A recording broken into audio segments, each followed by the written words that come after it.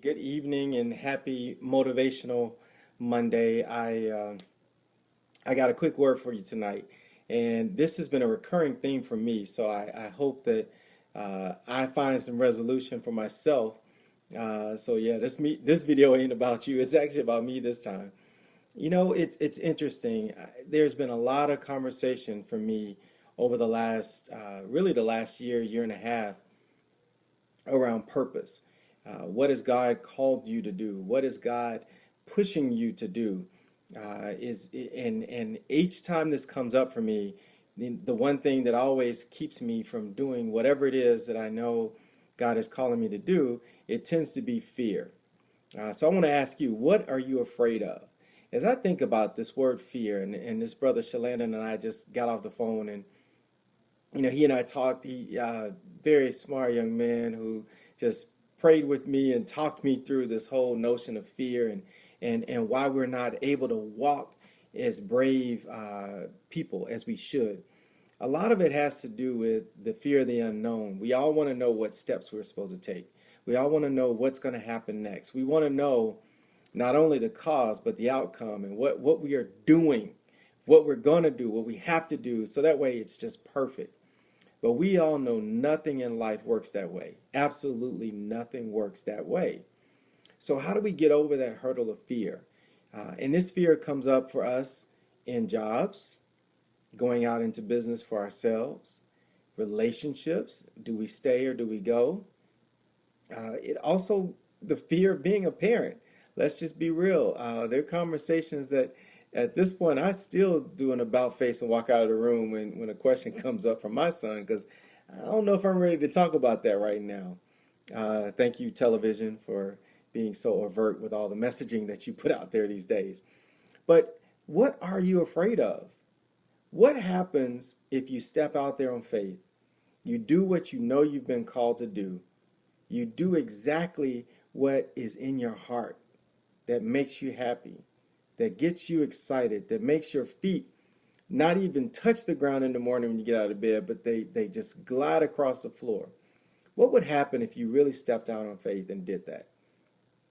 Again, I'm not talking to you guys. I'm talking to myself because I can see myself right now. I'm asking myself that very question.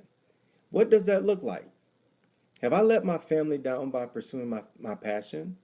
If my income changes, won't He provide for us? Won't doors open up? Doors continuously open up.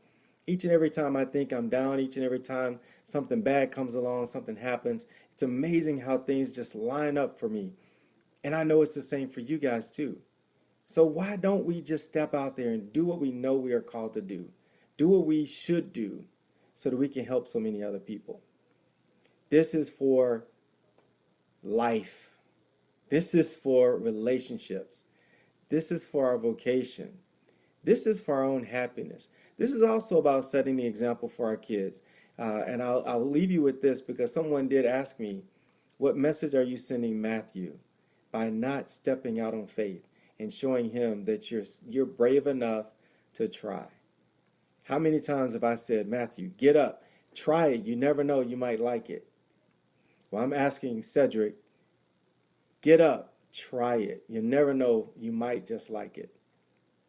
And what I want you to know is that if you do not do what you thought you were going to get done, it's okay because you still live another day.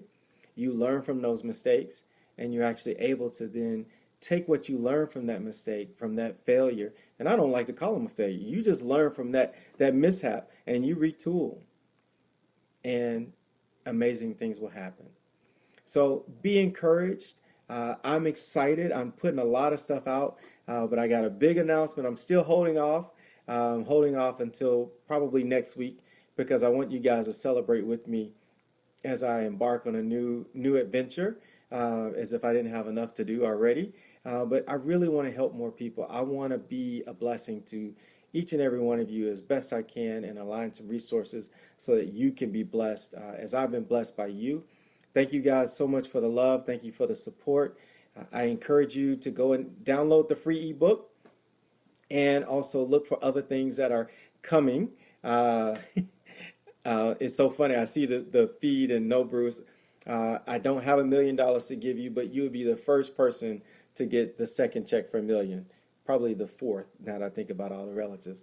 But anyway, I love you guys. Download the book. It's cedricnewburn.com, and you can get access to the free ebook. And also, if you sign up for my newsletter, I just sent one out last week, and there's some exciting things coming. I want you to be a part of it. I am doing another workshop. It's called Roadblocks to Relationships. So just remember that, roadblockstορelationships.com, and you can register for that. I'm doing a very limited seating event, so make sure you register early. I know it's 2 months in advance because it's October, but in just a week it'll be September. So don't wait, don't procrastinate. Let's get some things going so we can be healed and we can be blessings to others. Thank you guys. I love you, and I'll talk to you soon.